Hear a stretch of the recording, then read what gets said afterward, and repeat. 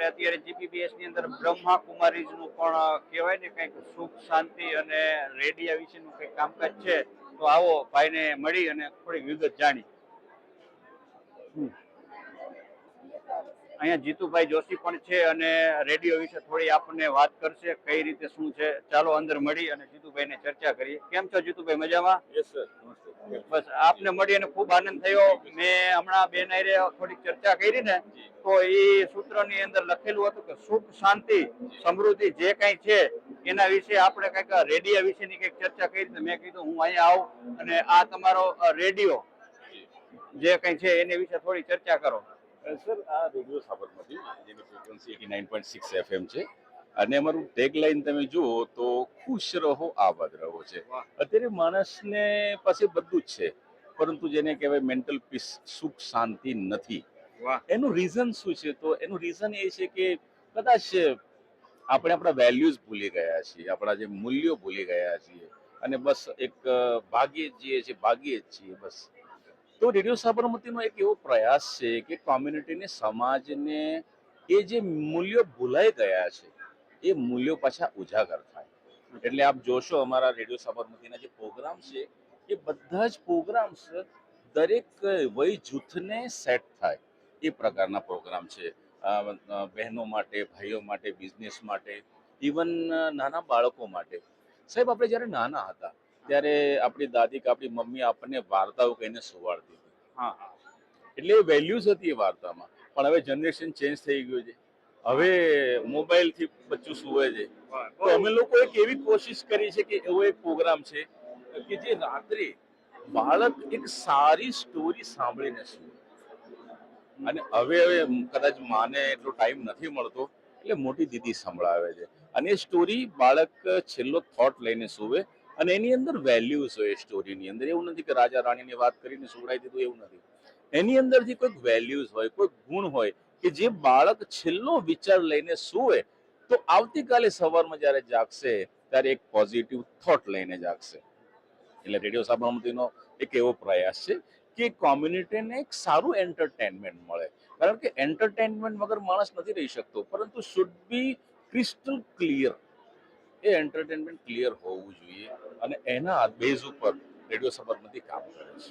બરાબર. સાહેબ, આપણે આ કઈ જગ્યાએ તમારે આ બધી જે બહેનો અને તમે જે કઈ કરો છો એ એડ્રેસ એટલે ટૂંકમાં અમદાવાદમાં જ છે? જી જી, અમદાવાદમાં રેડિયો સાબરમતીનો સ્ટુડિયો આવેલો છે સીજી રોડ ઉપર, સ્વસ્તિક 4 રસ્તા પાસે. અચ્છા. અને તમારો કઈ કોન્ટેક્ટ કરવો હોય તો કઈ રીતે કરી શકે? કરી શકો છો આપ 8200900617. હા, ફરી રિપીટ કરું છું, 8200900617. સાહેબ, આ નંબર ઉપર કોલ કરશો તો હું એવરી ડે 6 to 7 સાંજે લાઈવ આવતો હોઉં છું. તો ઘણી બધી વાતો કરી શકાય. જ્યારે હું લાઈવમાં હોઉં ત્યારે કોલ કરી શકો છો. હા, આપને નંબર સાંભળ્યા અને વિગત પણ સાંભળી છે કઈ ટાઈપનું આ રેડિયોનું અને ઓમ શાંતિનું જે કઈ છે જોયું. અને હા મિત્રો, હું તમને કહું છું કે અત્યારે સાહેબ બોલ્યા ને કે બાળકોને રડતું હોય ને તો મોબાઈલ આપે છે અને મોબાઈલમાં શું વગાડતા હોય આપણે બધે જોયું છે. હી હા નો જોવાનું, વગાડતા એટલે બાળક સુઈ જાય, રોવે નહીં. એ એકદમ ખરાબ ટેવ છે. વાહ, બહુ સાચી વાત છે.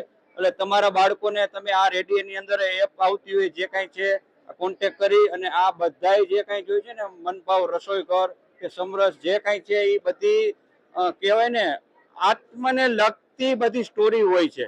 એટલે તમે એની અંદર જાઓ, જોવો, જાણો. નકર કહેવાય ને કે જૂના જે હતા સાહેબ જેવડા અને બેન જેવડા, એ બધાના જે વિચાર હતા એ વિચાર હવે મારામાં નથી. મારામાં ઓછા થઈ ગયા છે, પણ આપણા બાળકોને એના બાળકો પાસે કાંઈ હશે જ નહીં. જો અત્યારથી આ લાઈનમાં નહીં વારીએ ને તો આપણા બાળકો કેવા થશે, ક્યાં જશે ને શું કરશે ને કોઈને ખબર નહીં હોય. માટે આ બધા રેડિયા કે સાહેબનો ખૂબ ખૂબ આભાર. તમે આવી સંસ્કૃતિને આગળ લઈ આવો છો. ધન્યવાદ છે આપ સૌનો.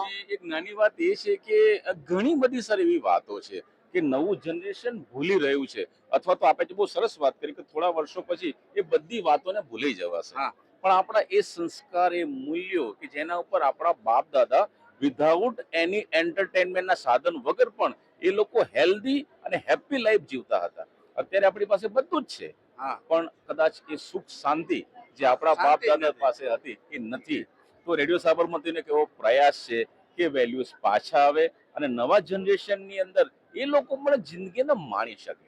હા, આપણા બાપ દાદા પાસે ખબર જ છે બધાને, કાંઈ નહોતું. કપડા પહેરવા માંડ હતા ને ચંપલા કહીને તો નીચે ઓલા બખા થઈ ગયા, સીલી પરિયા હતા.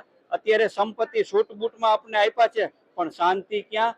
ઘરમાં થોડા ઘણા નાના મોટા કંકાસ ને આ બધું જે કઈ છે ને એ બધું પાછું વારવા માટે આ લોકોનો બહુ મોટો સિંહ ફાળો કહેવાય. માટે આપનો Thank you, અને sir. આપની સૌ ટીમનો ખૂબ ખૂબ Thank you, આભાર sir. સાહેબ, Thank you. મજા આવી. Thank you. Same here. Thank you.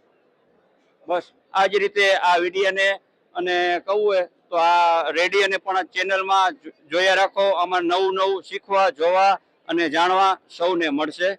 આભાર.